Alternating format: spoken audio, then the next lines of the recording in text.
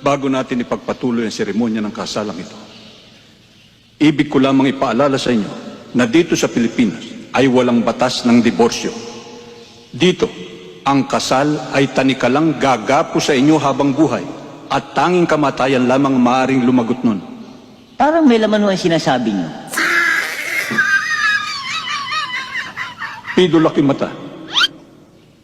Tinatanggap mo ba na bukal sa loob mo na makaisang dibdib ang babaeng ito na iyong mamahalin, paglilingkuran, makakasama bilang asawa mo habang buhay?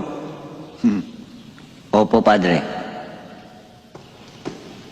Dida Romulo, tinatanggap mo ba na maluwag sa iyong kalooban na makaisang dibdib ang lalaking ito at ikay nangangako na kayo'y magsasama sa tuwa at lungkot, sa hirap at ginhawa habang buhay?